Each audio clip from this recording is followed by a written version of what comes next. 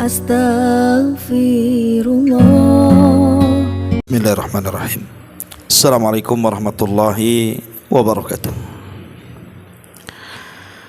Alhamdulillah wassalatu wassalamu ala Rasulillah wa ala alihi wa sahbihi wa mawalah wa la hawla wa la quwata illa billahi wa ba'du. Alhamdulillah, di siang hari ini kembali kita bisa duduk untuk bertalabul ilmi. Salawat dan juga salam kita hadiahkan kepada Rasul kita Nabi besar Muhammad sallallahu alaihi wa ala alihi wasallam. Kita lanjutkan kajian kita masih membahas kitab Bahjah Qulubil Abrar yang memuat hadis-hadis singkat dari Nabi namun syarat dengan makna. Dan kita masuk pada hadis ke-33 tentang keutamaan sabar dan menjaga kehormatan diri. Kita baca hadisnya. An Abi Sa'idin Al-Khudri radhiyallahu anhu qala qala Rasulullah sallallahu alaihi wasallam wa man yasta'fif yu'iffahullahu wa man yastaghni yughnihillahu wa man yatasabbar yusabbirhullahu wa ma utiya ahadun ata'an khairan wa awsa'a minas sabri. Muttafaqun alaih. Dari Abu Sa'id Al-Khudri radhiyallahu an, beliau berkata, Nabi SAW bersabda, barang siapa yang menjaga kehormatan dirinya dari meminta-minta, maka Allah akan menjaganya. Barang siapa yang merasa cukup, Allah akan mencukupkannya. Dan barang siapa yang berusaha untuk sabar, menyabar-nyabarkan dirinya, Allah akan menjadikan dia sabar. Dan tidaklah seorang diberi sesuatu pemberian yang lebih baik dan lebih luas melebihi daripada kesabaran. Ma'asyiral muslimat yang dimuliakan Allah Azza wa Jal, hadis ini ada asbab wurudnya. Kenapa Nabi SAW sampai mengucapkan kalimat ini? Jadi ada beberapa orang datang kepada Nabi SAW meminta sesuatu. Maka beliau langsung memberinya. Karena pantang bagi Rasul itu kalau ada orang yang meminta tidak diberi kalau memang beliau ada. Lalu setelah kemudian mereka pergi, mereka datang lagi, kemudian meminta lagi sesuatu kepada Rasul dan Rasul memberinya. Dan itu berkali-kali, sampai Nabi SAW tidak memiliki apapun yang harus diberikan karena sudah habis ludas diberikan kepada orang yang memintanya. Maka beliau kemudian bersabda sallallahu alaihi wasallam, kata Nabi sallallahu alaihi wasallam, ma yakunu indi min khairin falam addakhirahu. Kata Nabi SAW, harta apapun yang ada padaku tidak mungkin aku menyimpannya. Artinya pasti aku akan berikan kalau kalian memintanya. Dari sini Nabi SAW bersabda, wa man yasta'fif yu'iffahullahu wa man yastaghni yughnihillahu wa man yatasabbar yusabbirhullahu wa ma utiya ahadun ata'an khairan wa awsa'a minas sabri. Kata Nabi SAW, barang siapa yang menjaga kehormatan dirinya, maka Allah akan menjaganya.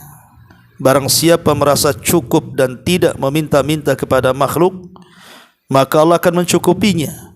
dan barang siapa yang berusaha untuk sabar, Allah akan memberikan kesabaran kepadanya, dan tidak ada seorang diberikan sesuatu yang jauh lebih baik dan lebih luas melebihi dari kesabaran. Dari hadis ini, Ibu, yang dimuliakan Allah Azza wa Jalla, ada 3 sifat seorang mukmin. Dan sifat ini membentuk karakter seorang mukmin menjadi mulia, menjadi berkarakter, memiliki izzah kemuliaan, dan tidak mungkin direndahkan di hadapan Allah dan juga manusia. Apa sifat atau 3 sifat yang sangat mulia di sini? Pertama, sifatul iffah, sifat mampu menjaga kehormatan diri. Kemudian yang kedua, sifat merasa cukup dengan Allah Azza wa Jalla dan tidak berhajat kepada manusia. Kemudian yang terakhir, yang ketiga adalah sifat sabar. Baik, kita akan jelaskan satu persatu. Di sini yang pertama, kalimat dari Nabi SAW, wa man yasta'fif yu'iffahullah. Barang siapa yang menjaga kehormatan dirinya, maka Allah Subhanahu wa taala akan menjaga kehormatannya. Dijelaskan oleh para ulama, di antaranya Ali Al-Qari rahimahullahu taala, beliau mengatakan kalimat wa man yasta'fif, maksudnya man yatlubu min nafsihil iffah. Jadi orang yang berusaha betul-betul menjaga dirinya untuk senantiasa terhormat, maka Allah Subhanahu wa taala akan mengabulkan permintaannya. Maka Allah Subhanahu wa taala akan berikan derajat kehormatan. Para ulama mengatakan bahwa iffah itu ada 2 macam. Iffah itu ada 2 macam, menjaga kehormatan itu ada 2 macam. Ahaduhuma, yang pertama, al-iffatu minal maharim, dan yang kedua al-iffatu anil ma'athim. Jadi al-iffatu anil maharim dan iffatu anil ma'athim. Adapun iffah, menjaga kehormatan dari al-maharim yang diharamkan Allah Subhanahu wa taala, itu terbagi menjadi 2. Pertama, menjaga kemaluan dari yang diharamkan Allah Azza wa Jalla, dhabtul farji anil haram. Dan yang kedua, kafful lisan anil a'rad, menjaga lisan untuk tidak mencela manusia. Ini yang pertama. Jadi iffah itu ada 2. Yang pertama, iffah, menjaga kehormatan dari yang diharamkan, dan yang diharamkan itu ada 2. Menjaga kemaluan untuk tidak melakukan yang diharamkan, dan yang kedua, menjaga lisan untuk tidak mengucapkan sesuatu yang diharamkan. Adapun yang kedua, al-iffatu anil ma'athim, menjaga kehormatan dari dosa, ini pun terbagi 2. Al-kaffu anil mujaharati bidzulmi, tidak melakukan kezaliman secara terang-terangan. Dan yang kedua, jazrun nafsi anil israri bi khiyanatin, berusaha untuk menjaga diri di saat kesendirian, tidak berkhianat kepada Allah Azza wa Jalla. Ini disebut iffah, Bu, ya. Jadi iffah itu, saya ulangi, terbagi menjadi 2. Menjaga kehormatan dari hal-hal yang diharamkan, dan menjaga kehormatan dari perkara-perkara dosa. Adapun menjaga kehormatan dari hal-hal yang diharamkan, itu juga ada 2. Menjaga kemaluan untuk tidak melakukan perzinahan, dan menjaga lisan untuk tidak mengucapkan hal-hal yang diharamkan seperti ghibah, namimah, merendahkan, mencela, dan yang semacamnya. Dan yang kedua, iffah menjaga kehormatan dari dosa. Dan itu pun ada dua, tidak terang-terangan menjauhi, tidak terang-terangan melakukan kezaliman, seperti menyakiti orang dengan lisan, dengan badan dan yang semacamnya, ataupun dia tidak melakukan yang diharamkan, berkhianat kepada Allah saat kesendirian. Dan itu artinya maksiat yang tidak terang-terangan. Lah, kalau orang bisa menjaga dua perkara ini, menjaga kehormatan dari yang diharamkan dan menjaga kehormatan dari dosa, maka kita memiliki iffah, memiliki kehormatan di hadapan Allah dan di hadapan manusia. Masyiral muslimat yang dimuliakan Allah Subhanahu wa taala. Lah, iffah sendiri artinya menjaga kehormatan diri itu juga ada beberapa bentuk yang disebutkan para ulama. Yang pertama, iffatul jawari, menjaga kehormatan dengan menjaga anggota badan dari kepala sampai kaki, seperti menjaga tangan untuk tidak memukul, mengambil, mencuri, ghasab dan yang semacamnya, menjaga kaki untuk tidak melangkahkan ke tempat-tempat yang diharamkan, menjaga mata, menjaga telinga untuk tidak melihat dan yang mendengarkan yang diharamkan, menjaga kemaluan untuk tidak berzina, dan begitu seterusnya. Lah, ini artinya menjaga kehormatan seluruh badan. Yang kedua, menjaga kehormatan ketika seseorang itu mencari kehidupan, mencari nafkah, seperti menjauhi riba, menjauhi penipuan, mengurang-urang takaran, timbangan, meteran, curang dalam berdagang, dan begitu seterusnya. Ya, jadi berusaha dia mencari yang halal dan menjauhi yang haram. Berarti ketika orang kemudian mencari yang halal dan menjauhi yang haram, berarti dia telah menjaga kehormatan dalam ma'isyahnya, dalam penghidupannya. Kemudian yang ketiga, selain daripada mencari harta yang halal tadi dengan menjauhi hal-hal yang disebutkan tadi, termasuk juga iffah itu dengan cara seseorang menjauhkan diri dari hal-hal yang sifatnya disyubhatkan di dalamnya. Perkara syubhat, kalau yang halal jelas, yang haram jelaskan gitu. Tapi ada perkara syubhat di tengah-tengahnya, maka dia berusaha untuk meninggalkan syubhat agar sampai tidak memasukkan kepada perkara haram dalam dirinya. Ini tiga perkara yang disebutkan oleh para ulama tentang bentuk-bentuk iffah. Adapun tentu orang yang menjaga kehormatan itu banyak keutamaan yang akan didapati.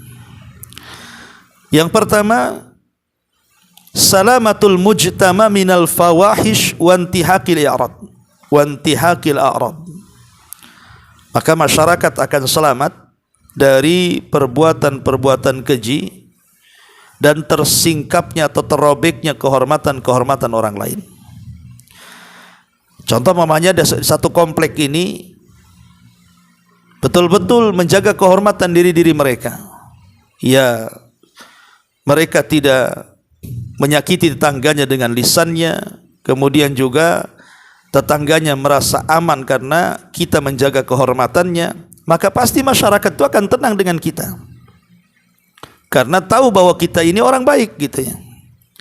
Kemudian yang kedua, bahwa di antara 7 orang yang akan mendapatkan naungan di hari yang tidak ada naungan kecuali naungan Allah adalah salah satunya orang yang iffah, orang yang menjaga kehormatan dari perbuatan haram dan perbuatan dosa, seperti melakukan perzinahan dan yang semacamnya. Kata Nabi SAW, sab'atun yudhilluhumullahu fi dhillihi yawma la dhilla illa dhilluh. Ada 7 kelompok yang akan mendapatkan naungan di hari yang tidak ada naungan kecuali naungan Allah. Salah satunya adalah seorang laki-laki yang dipanggil berzina untuk seorang wanita yang memiliki paras cantik, memiliki nasab dan kehormatan, kemudian dia mengatakan inni akhafullah, dia menolak perzinahan dan mengatakan saya takut kepada Allah Subhanahu wa taala. Kemudian yang ketiga, al-iffatu sababun lin najati minal ibtilaati wal masaib. Jadi Iffah ini juga sebab kita diselamatkan dari berbagai macam ibtila, musibah-musibah dan juga bencana. Sebagaimana dijelaskan di dalam hadis yang masyhur ketika ada 3 orang yang terjerembab dalam sebuah gua karena pintunya ditimpa oleh batu sehingga mereka tidak bisa keluar. Lah salah satunya mereka bertawassul dengan cara iffah. Pahala iffah, pahala menjaga kehormatan ketika dia hendak berzina dia tidak jadi. Bahkan kemudian dia melepaskan gadis itu dan memberikan sedekah. Kemudian yang keempat, i'anatullah liman aradal afaf.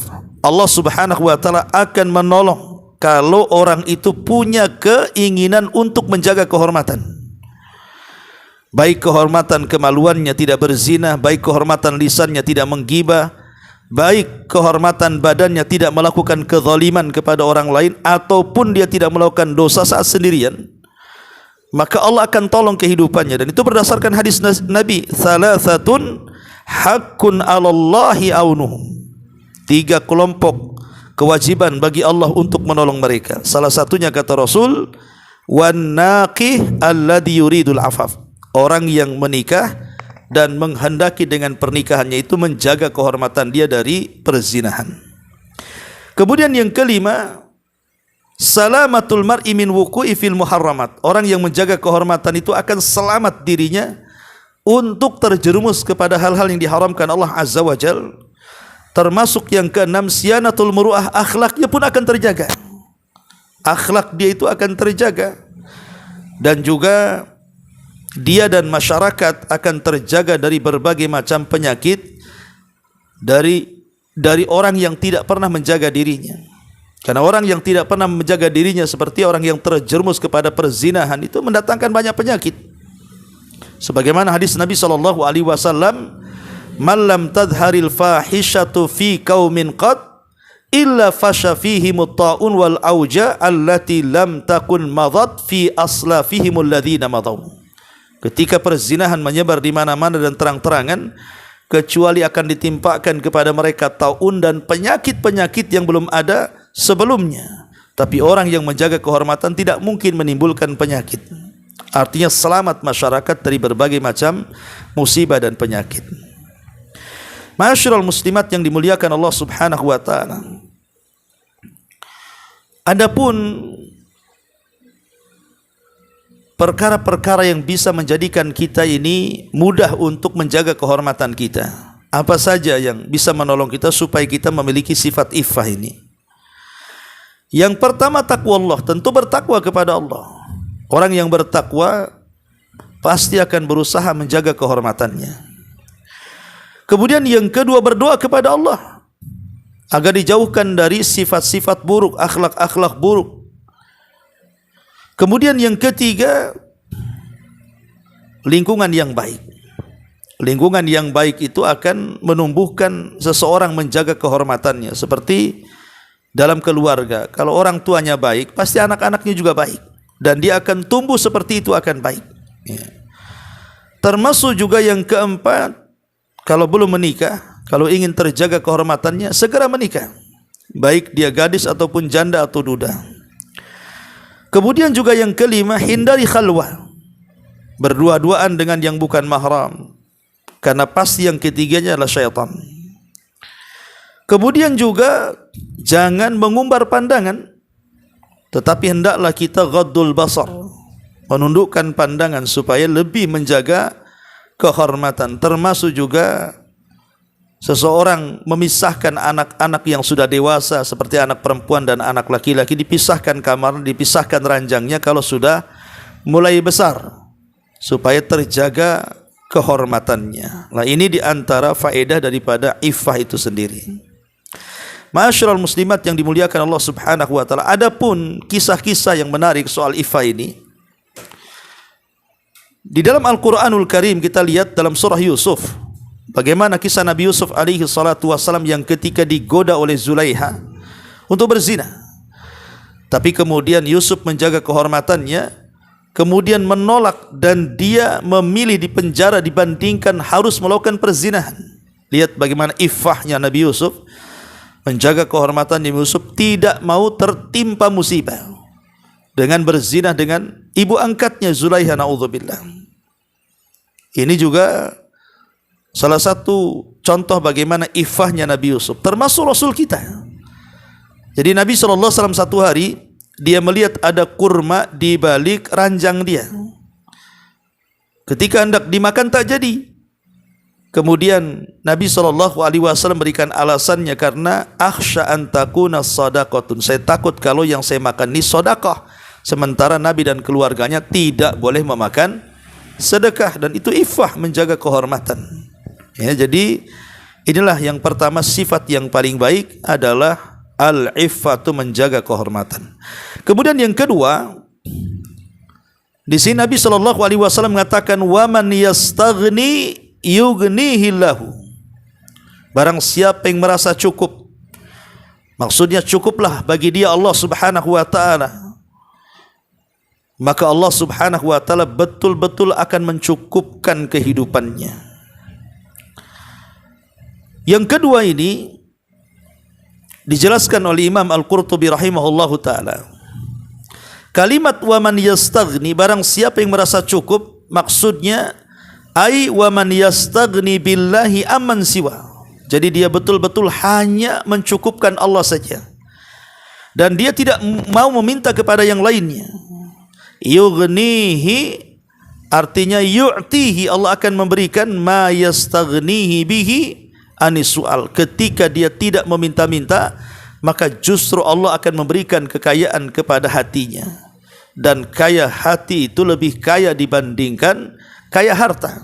Makanya sering saya contohkan, orang sekaya apapun bu, sehebat apapun kekayaannya, kalau hatinya sempit, dia tidak akan kerasan hidup di rumahnya. Walaupun luas rumahnya, walaupun lapang rumahnya, kalau hatinya sempit, orang itu tidak akan kerasan dalam rumahnya. Tapi kalau hatinya lapang, tidak ada masalah, betul-betul senang dinikmati kehidupan ini, maka sesempit apapun rumah bagi dia itu terasa lapang tuh. Ya, karena Rasul mengatakan hakikat kekayaan itu bukan dalam badan, tapi hakikat kekayaan itu ada di dalam hati manusia. Makanya orang yang merasa cukup dari Allah, Allah akan cukupkan kehidupannya, Allah akan berikan kekayaan dalam hatinya. Ma'asyiral muslimat yang dimuliakan Allah Subhanahu wa taala, kalimat ini wa man yastaghni yughnihillah, di sini ada isyarat tentang tercelanya mengemis atau meminta-minta. Karena Nabi SAW sangat melarang. Kata Nabi SAW dalam sebuah hadis yang dihasankan oleh para ulama, ya, man sa'alan nasa fi ghairi musibati, man sa'alan nasa fi ghairi musibati hajatihi faka'annama yaltakimu radfatan. Barang siapa yang meminta-minta kepada orang lain padahal ia tidak sedang dalam kebutuhan mendesak disebabkan musibah, maka seakan-akan dia memakan bara api dalam mulutnya. Dalam riwayat, man sa'ala min ghairi faqrin faka'annama ya'kulul jamra. Barang siapa yang meminta-minta padahal dia tidak fakir, maka seakan-akan ia memakan bara api. Perhatikan hadis ini, ada beberapa faedah. Pertama, bahwa meminta-minta hukum asalnya itu memang terlarang, tidak boleh. Hukum asal ngemis itu tidak boleh. Karena jelas Rasul mengatakan diancam dengan makan bara api tadi. Kemudian yang kedua, Nabi SAW mengatakan bahwa meminta-minta dalam keadaan tidak fakir, artinya tidak darurat, maka ini termasuk dosa besar. Karena ada ancaman di akhirat tadi, dia memakan bara api tadi. Tetapi meminta-minta untuk memperkaya diri sendiri itu pun tercela. Karena Al-Aini, seorang alim, mengatakan man sa'alan nas li ajli at-takatsur fahuwa madmum. Barang siapa yang meminta-minta kepada orang lain untuk memperkaya diri sendiri, maka dia sangat tercela. Tetapi ada sebagian orang yang meminta-minta itu dibolehkan, tetapi dengan syarat. Ingat, meminta-minta itu dibolehkan tapi dengan syarat. Dan syaratnya juga dijelaskan oleh para ulama. Ya, dijelaskan para ulama di antara syaratnya pertama. Kata Nabi SAW, innal mas'alata la tahil illa li ahadi thalathatin. Sesungguhnya meminta-minta tidak halal kecuali bagi 3 orang saja. Siapa 3 orang ini? Rajulin tahammala hammalatan fahallat lahul mas'alah hatta yusibaha thumma yumsik. Pertama, orang yang menanggung tanggungan hutang. Dia halal meminta hingga menyelesaikan tanggungannya, kemudian menahan diri. Jadi kalau seandainya kita punya saudara atau orang tua kelilit hutang miliaran, kita tidak punya apa-apalah, terpaksalah kita bantu orang tua kita yang sedang terlilit hutang itu. Kita jual rumah kita jual sepeda motor kita, mobil kita, akhirnya ludes. Akhirnya tidak punya apa-apa sama sekali. Dan dia pun belum bisa memulihkan ekonominya dia.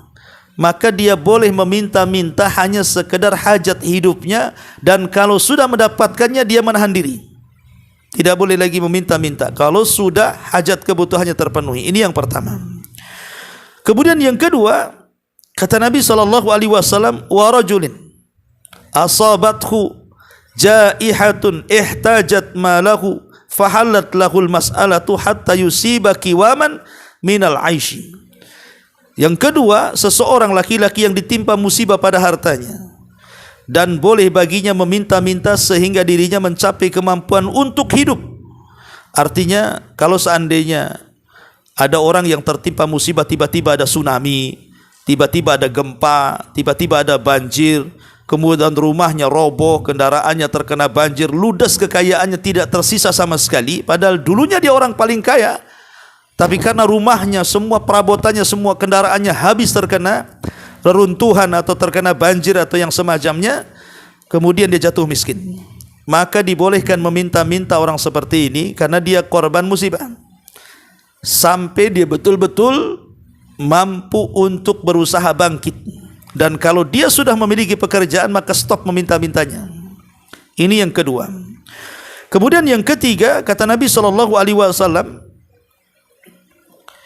wa rajulin asabathu faqatun hatta yaquma thalathatun min dhawil hijah min qaumihi laqad asabat fulanan faqah fahallat lahul mas'alatu hatta yusiba kiwaman minal aishi fama siwahunna minal mas'alati ya qabisah sukhtan yakuluha sahibuha sukhtan yakuluha sahibuha.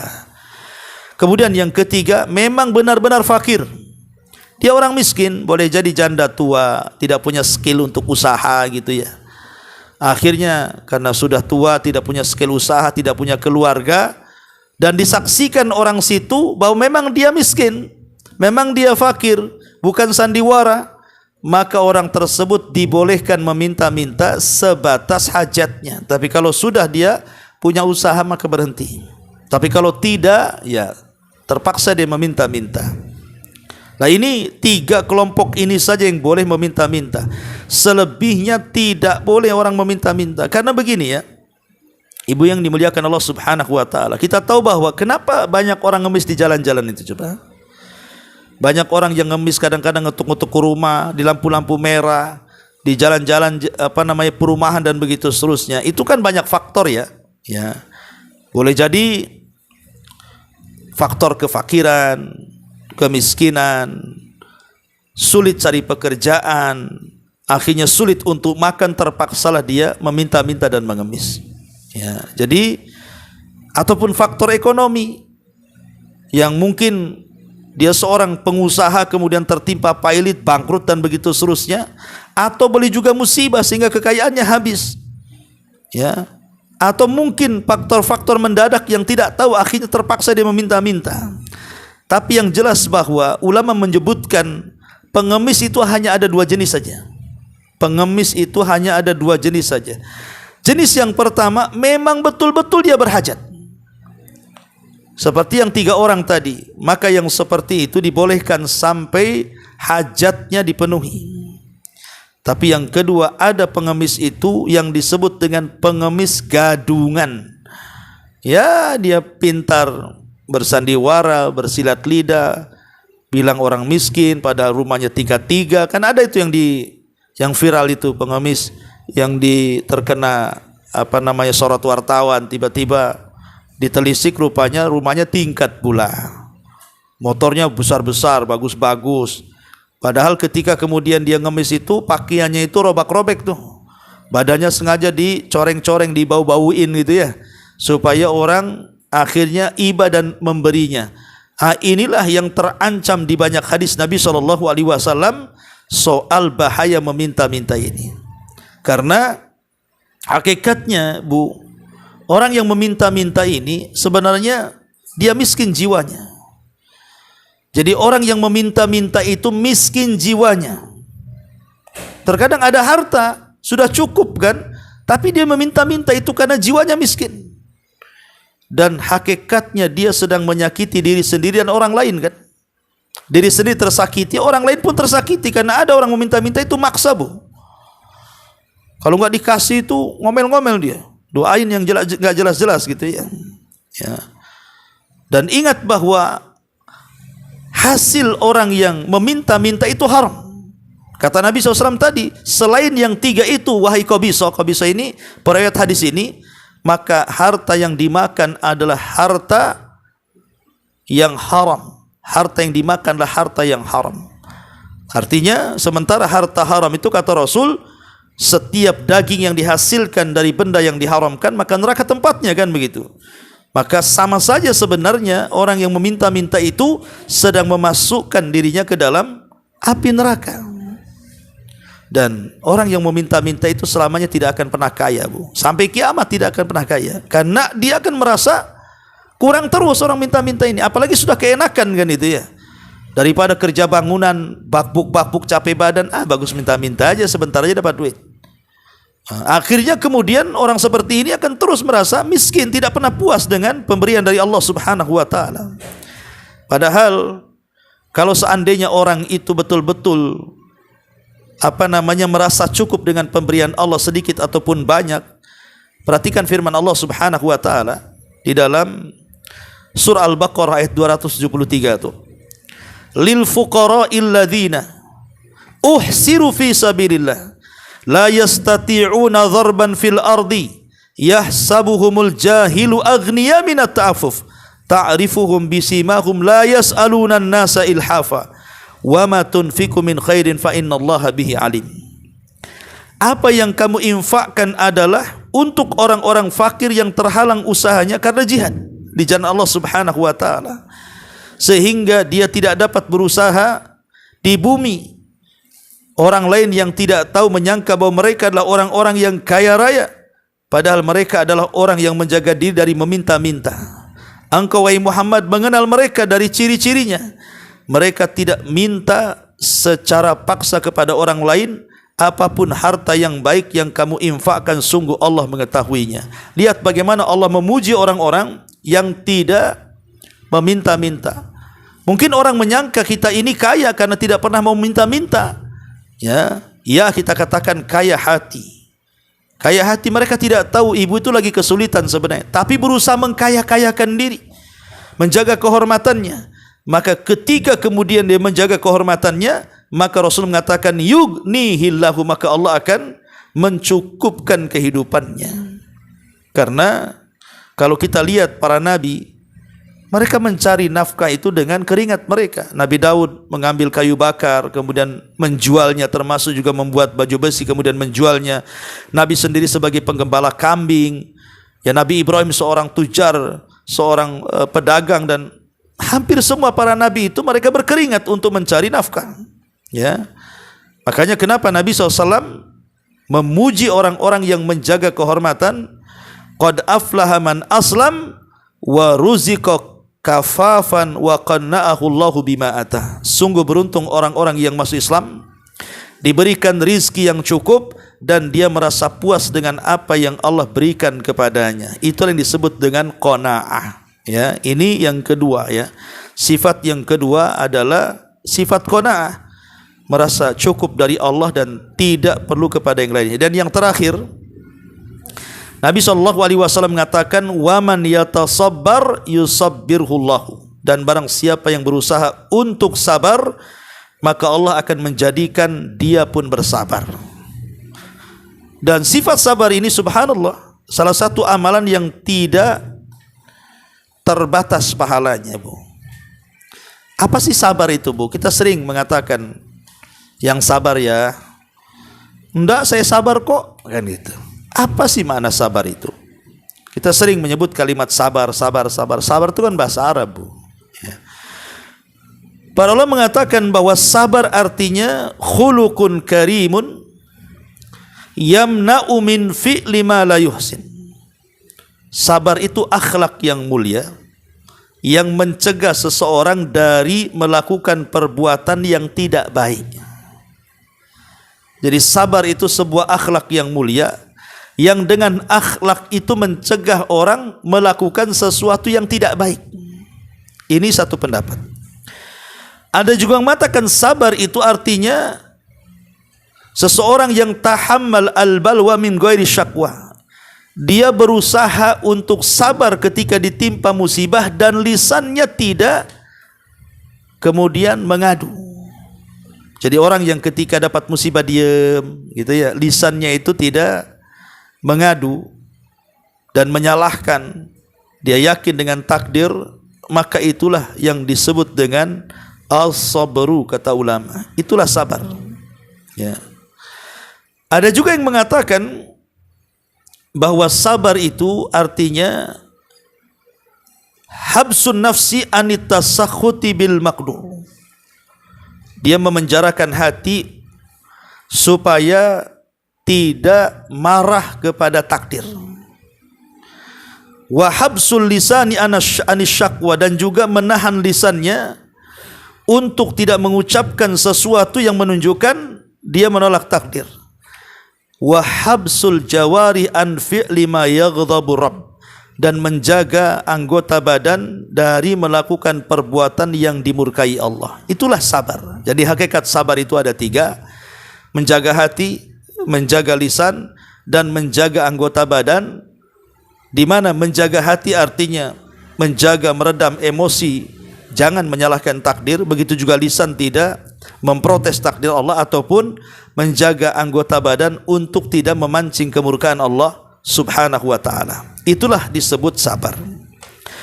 Lah sabar sendiri hukumnya wajib, Bu. Orang bersabar itu wajib. Karena sabar itu kalau dalam anggota badan kita itu bimanzilati ra'si, sama dengan kepala. Ibu kalau tidak punya kepala tidak akan hidup. Maka sama dalam beragama, kalau tidak sabar maka akan sulit orang itu menjalankan perintah dan menjauhi larangan. Makanya para ulama mengatakan bahwa as-sabru bimanzilati ra'si, bahwa sabar itu sama dengan kepala dalam badan. Makanya hukumnya wajib, karena sabar itu perintah Allah, wali rabbika fasbir, dan kepada Rabbmu bersabarlah. Jadi wajib hukum sabar itu. Ya. Adapun sabar sendiri terbagi menjadi 3 macam yang ma'ruf sering saya jelaskan. Pertama, sabar ketika melaksanakan ketaatan kepada Allah Azza wa Jalla, dan inilah sabar yang paling tinggi. Berdasarkan firman Allah, ya bunayya aqimis salata wa'mur bil ma'rufi wanha 'anil munkar wasbir 'ala ma asabak.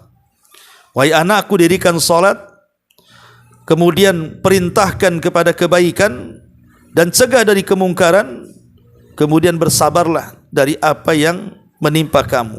Kalimat wasbir, bersabar, artinya kita harus bersabar di dalam melaksanakan ketaatan kepada Allah Azza wa Jalla. Yang kedua, as-sabru an irtikabil maksiatillah, sabar ketika meninggalkan maksiat.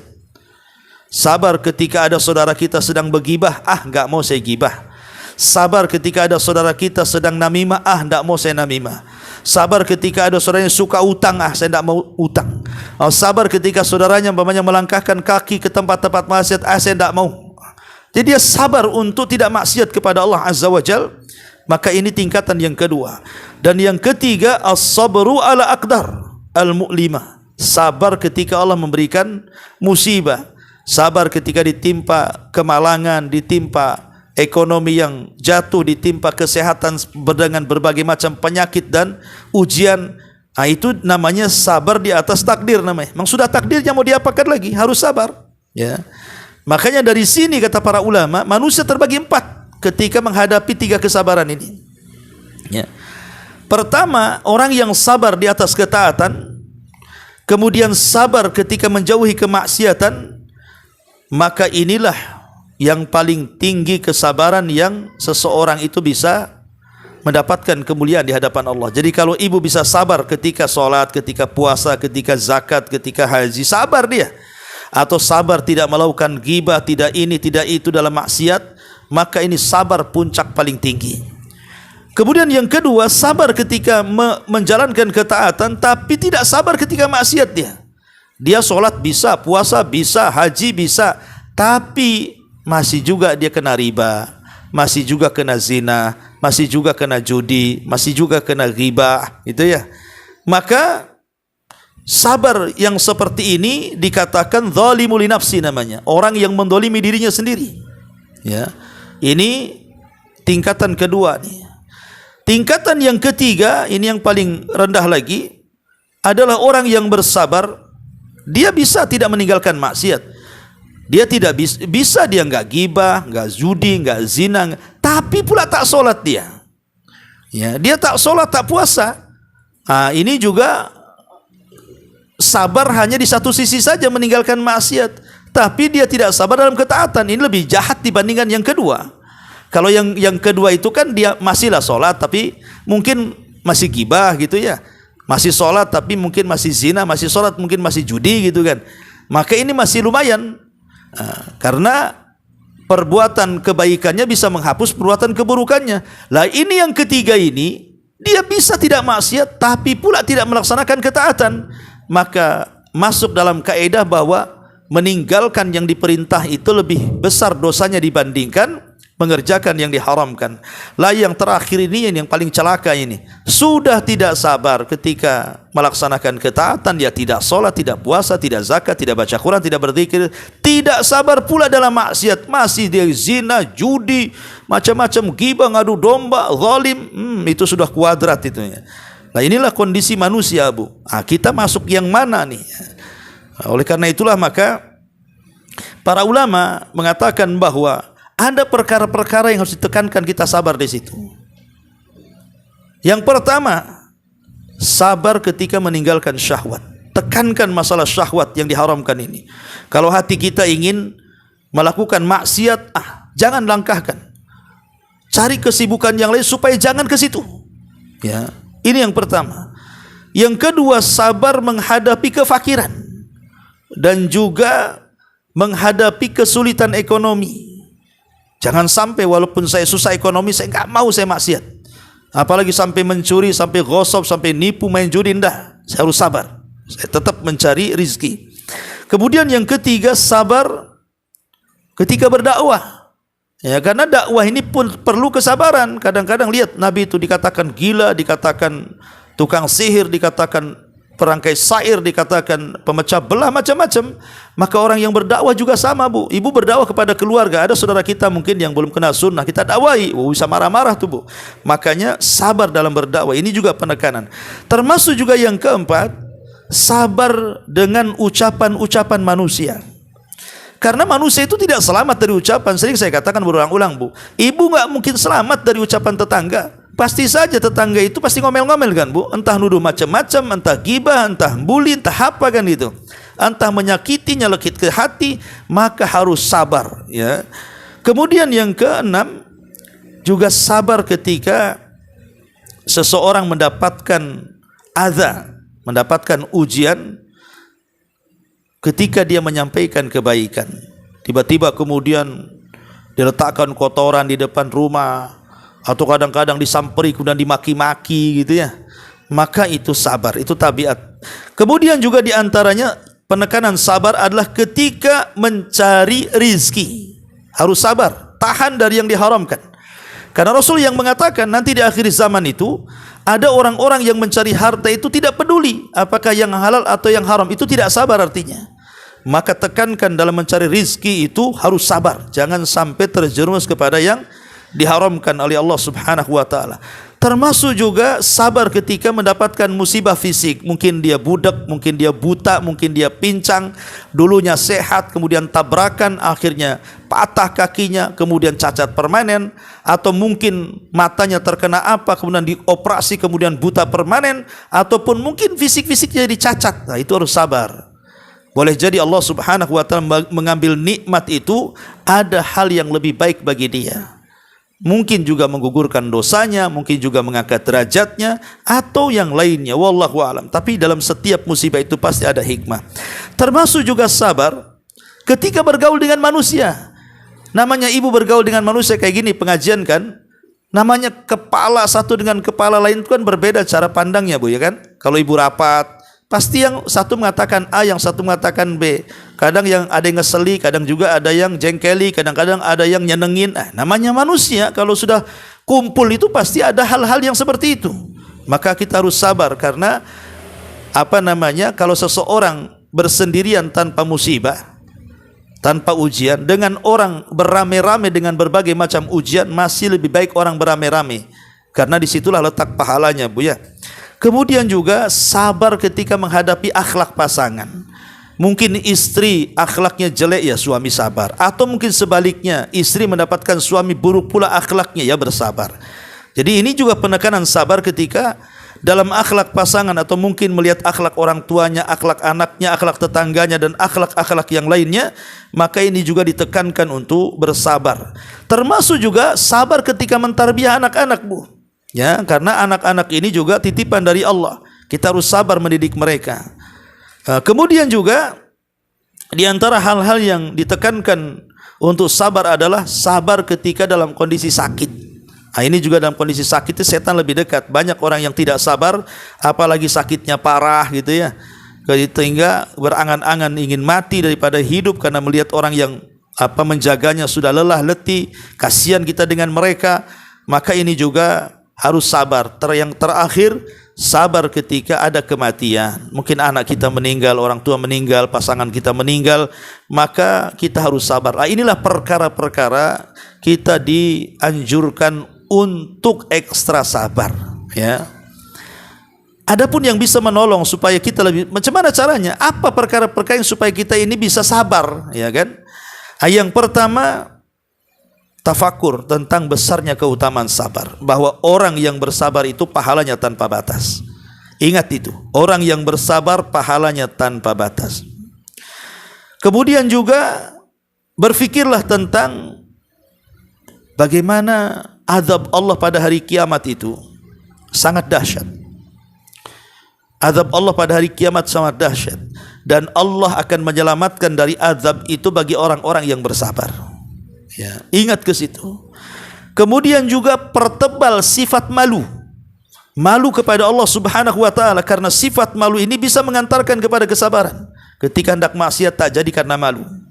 Ketika hendak ghibah tak jadi karena malu. Akhirnya dia sabar.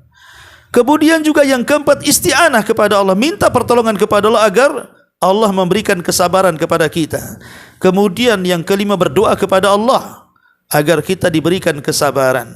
Kemudian yang keenam, tanamkan perasaan cinta dan takut kepada Allah Subhanahu wa taala. Karena kalau orang sudah cinta dengan Allah, takut kepada Allah dan mengharap kepada Allah, maka ini juga mengundang kesabaran. Dan yang terakhir tentunya at-ta'ammul fi sabril anbiya'i wassalihin. Lihat kisah-kisah para nabi, lihat kisah-kisah orang-orang soleh, bagaimana sabarnya mereka.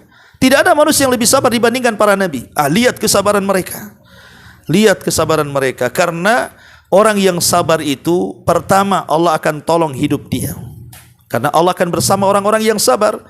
Wasbiru innallaha ma'as sabirin. Sabarlah kalian karena Allah akan bersama orang yang sabar. Kalau Allah bersama kita, maka Allah akan menolong kita. Yang kedua, akan mendapatkan kebaikan yang banyak. Wala in sabartum lahuwa khairun lisabirin. Kalau kalian sabar, maka akan mendapatkan kebaikan yang banyak bagi orang yang sabar. Yang ketiga, pahala yang tidak terbatas. Innama yuwaffas sabiruna ajrahum bighairi hisab. Orang yang sabar itu pahalanya tanpa batas. Allah angkat derajatnya orang yang sabar itu. Karena Rasul yang mengatakan ma yazalul bala bil mu'min wal mu'minati fi nafsihi wa waladihi wa mali hatta yalqallah wa ma alaihi khati'ah. Dan akan senantiasa bala itu akan menimpa mukmin laki-laki dan perempuan pada diri, anak, harta, sampai dia berjumpa dengan Allah dan tidak ada kesalahan baginya karena dia bersabar. Ya.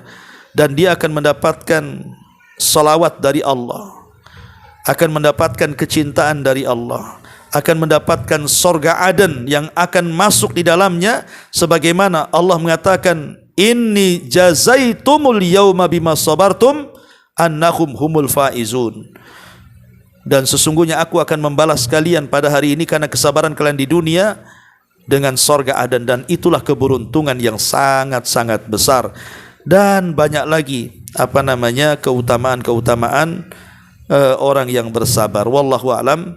Nah, di sini juga pengarang menjelaskan tentang 3 sifat ini, dan juga beliau menukilkan doa Nabi, Allahumma inni as'aluka al-huda wat tuqa wal afafa wal ghina. Ya Allah, sesungguhnya aku memohon kepadamu petunjuk, ketakwaan, kehormatan dan juga kecukupan.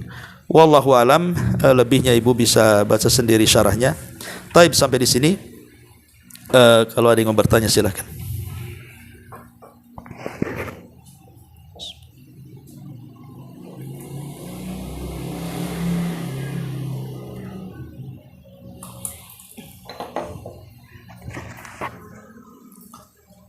Waalaikumsalam warahmatullahi wabarakatuh.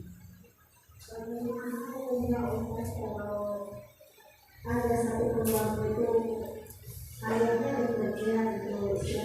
Aku tadi menulis surat istri untuk sekolah anak,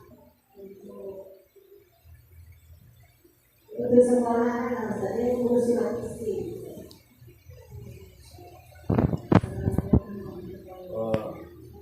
Gimana pula kalau dia orangnya bekerja gitu. Intinya dia tidak miskin tapi mengurus surat miskin di sekolahnya. Iya Bu, jadi gini Bu ya, definisi fakir dengan miskin itu beda. Kalau fakir itu sama sekali tidak punya pekerjaan. Contoh umpamanya janda yang sudah renta usia 70 tahun, 80 tahun, sakit-sakitan, tidak ada keluarga, nggak ada apa kan, nggak punya skill juga, itu namanya miskin Bu. Dia nggak punya pekerjaan sama sekali. Tetapi kalau miskin itu dia punya pekerjaan tapi tidak mencukupi. Itulah bedanya.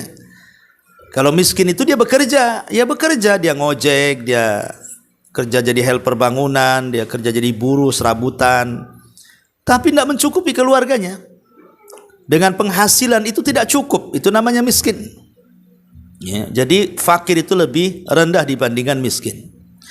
Ya kalau kondisinya memang dia sudah bekerja serabutan, adalah penghasilannya tapi tidak mencukupi untuk keluarganya, hanya untuk makan, pendidikan tidak bisa dan begitu seterusnya, ya saya kira tidak ada masalah kalau masuk pada kategori tadi, kalau memang ada saksi bahwa dia miskin. Kan tadi orang-orang yang boleh meminta-minta ataukah meminta kepada pemerintah atau apa kan, dengan membuat surat kemiskinan itu, kalau disaksikan orang situ dia miskin, RT RW-nya dia tahu dia miskin, ya tidak ada masalah sampai kemudian suaminya bisa bekerja layak dan tidak miskin lagi. Artinya kalau sudah cukup jangan terus diteruskan meminta-mintanya. Apalagi surat miskin padahal dia kaya, itu nipu orang namanya. Ya, jadi seperti itu jawabannya. Ya. Wallahu a'lam.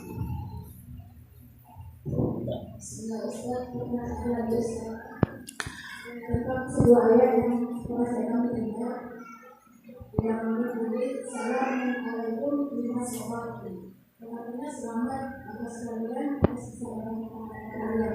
Itu mengapa ketika seseorang masuk surga itu yang dikasih selamat itu kesabaran dan banyak sholat dan akhlaknya. Terus kalau itu saya kaitkan dengan keadaan seorang yang saat yang dibuat hati itu apakah itu bisa mendapatkan mutasi seperti itu Ustaz? Iya.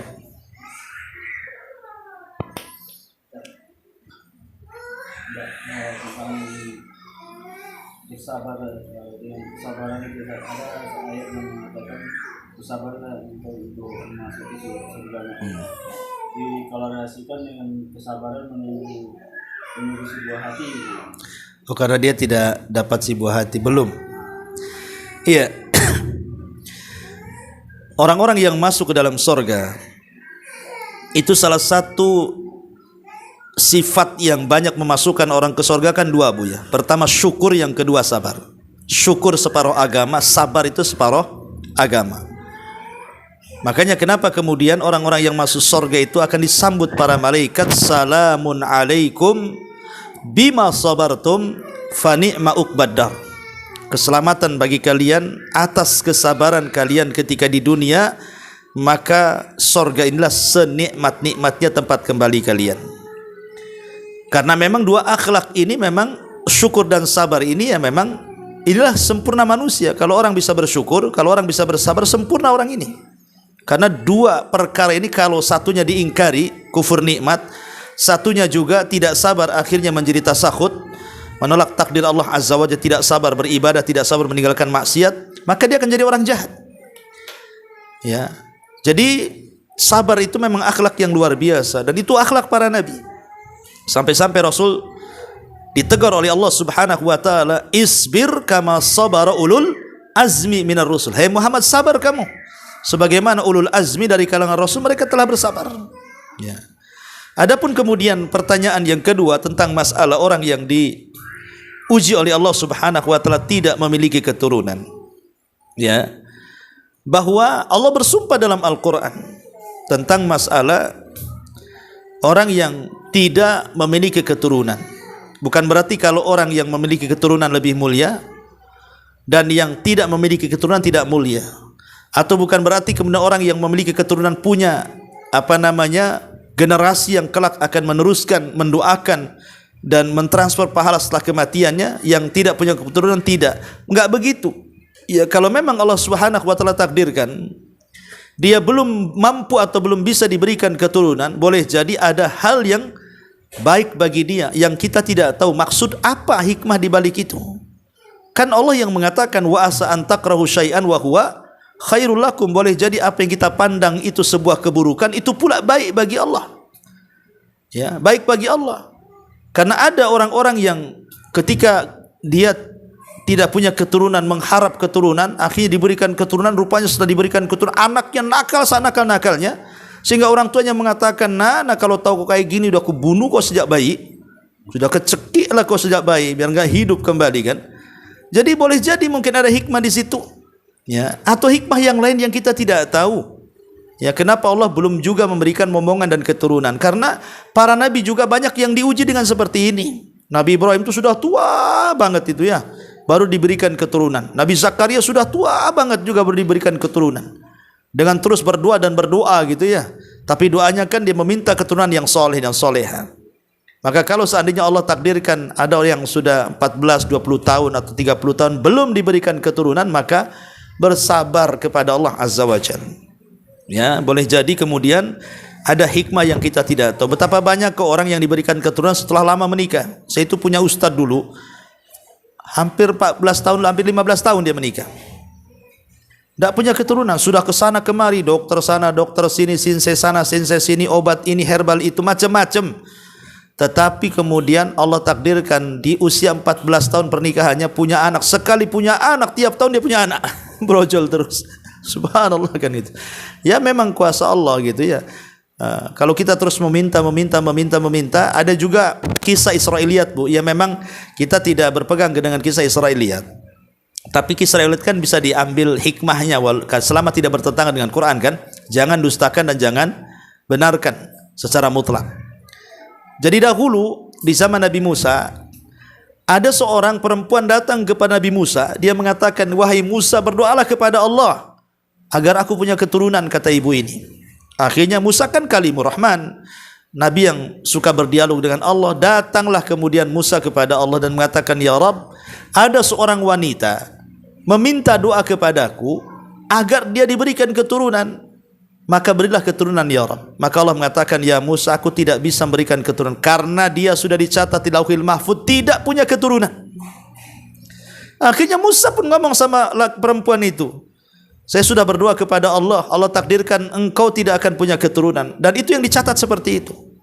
Tapi wanita ini bolak-balik datang kepada Nabi Musa, tetap jawabannya sama. Akhirnya Nabi Musa pun lama tak jumpa dengan wanita itu. Lama, hampir setahun lebih dia enggak jumpa. Ketika berjumpa kaget, wanita itu sedang gendong bayi. Jadi Nabi Musa mengatakan, itu anak siapa bu? Anak saya lah katanya. Jadi Nabi Musa bertanya-tanya, kenapa Allah memberikan dia anak? Padahal ketika dia meminta kepada Allah supaya orang itu diberikan anak, Allah mengatakan tidak akan punya anak karena sudah dicatat katanya. Akhirnya Musa coba berdialog lagi dengan Allah, ya Rabb, bukankah kau yang mengatakan dulu wanita itu tidak akan punya anak karena sudah dicatat? Apa kata Allah? Ya Musa, bagaimana aku tidak sayang dengan wanita itu, sementara wanita itu terus berdoa dan terus meminta, sehingga rahmatku lebih luas dibandingkan kemurkaanku. Maka aku anugerahkan dia anak. Dari sini kita tahu bahwa terkadang doa itu bisa mengetuk pintu langit. Maka banyak-banyak berdoa saja, mudah-mudahan dengan doa ini, dan tentu juga dengan usaha dokter, usaha herbal, usaha apa kan gitu. Mudah-mudahan dengan doa dan usaha lambat laun insyaallah Allah akan berikan keturunan. Wallahu a'lam. Ya. Saya kira cukup. Ya. Subhanakallahumma bihamdika asyhadu an la ilaha illa anta astaghfiruka wa atubu ilaik. Allahu ta'ala alam. Assalamualaikum warahmatullahi wabarakatuh.